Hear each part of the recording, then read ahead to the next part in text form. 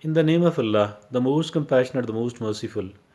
There is a beautiful article. There is a very beautiful article written by Maria Fatima Reyes, and that article, she is a researcher in the field of psychology, and she has written this beautiful article, and the title of it is, that is nine hard things classy people make look easy. There are nine things which are hard for the ordinary people, for the general public. But these nine hard things, you know, these are being practiced in a routine by whom?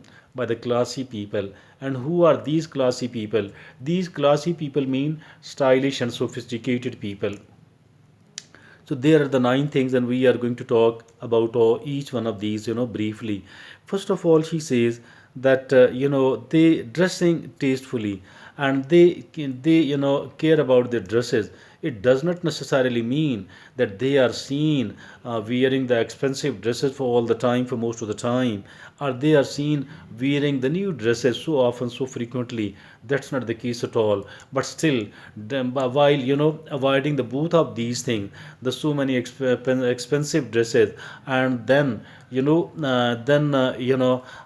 frequently buying the new dresses for every occasion. It's not the case like this one, but actually they have some sort of aesthetic sense, and because of their aesthetic sense, because of their stylishness, because of their sophisticatedness, they maintain their tasteful, they dress tastefully, dressing tastefully. This is the first thing out of the nine hard things. And the second is being on time. These people are punctual, and they do take care about their commitments, and they don't waste the time of the other people, and they people are being on time. That is the second thing according to Maria Fatima Reis Sahiba. And the third thing is being polite and kind. So they are not harsh and rude at all. They're not harsh and rude at all. They are instead polite and kind. This is, that's a human, that's being human, and that's being a good human, and that's being a responsible human being. And then this was the number three. Number four is carrying conversation like a professional.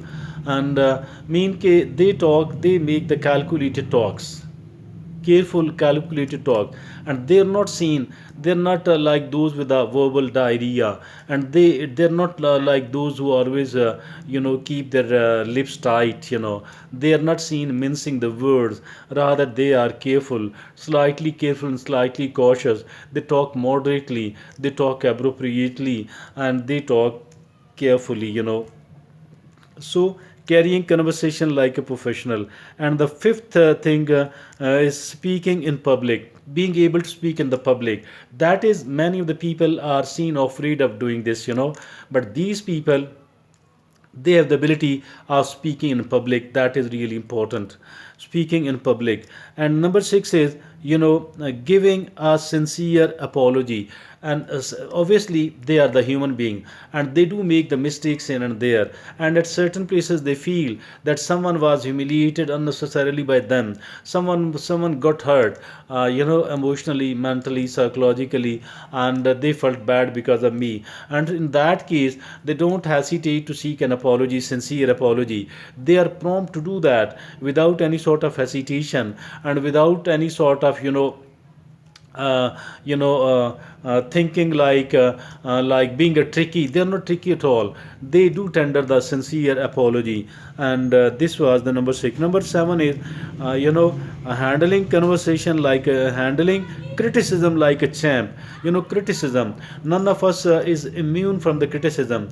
We are criticized here and there, and for that reason, instead of shying away from it, let's open up for that, and let's be ready for that, and let's be very patient, let's be very careful, and let's exercise the restraint while handling, while managing, while bearing, while listening the criticism, and handling the criticism like a champ. It doesn't mean that we don't have the right to defend ourselves.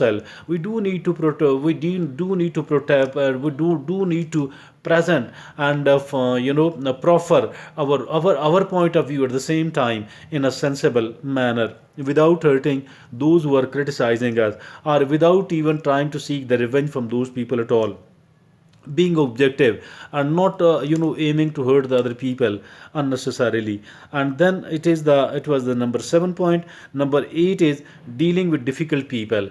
Difficult people are everywhere else, and we cannot avoid these people. And though there is no need to unnecessarily to go and get entangled with these people, but obviously we cannot avoid these people at the same time. So we need to be slightly we need to learn how to handle these difficult people.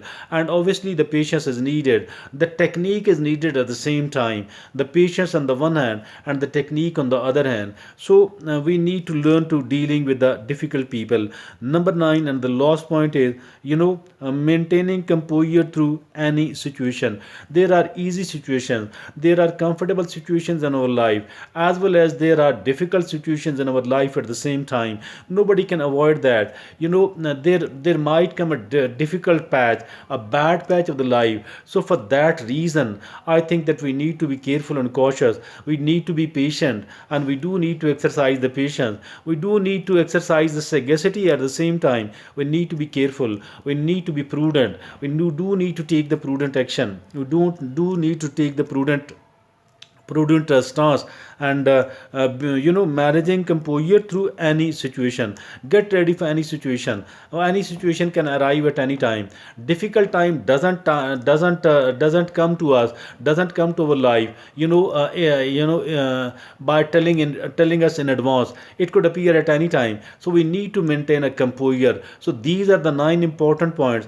These 9 important points are shared with us with Maria Fatima Reyes madam. So these are the 9 points, 9 hard things classy people makes look easy. These classy people mean the stylish people, the sophisticated people do take these 9 things which are apparently hard for other people, but they take it, they do it well. So I think that was a beautiful article, and let's try to understand it well, and let's try to start practicing it. Thank you.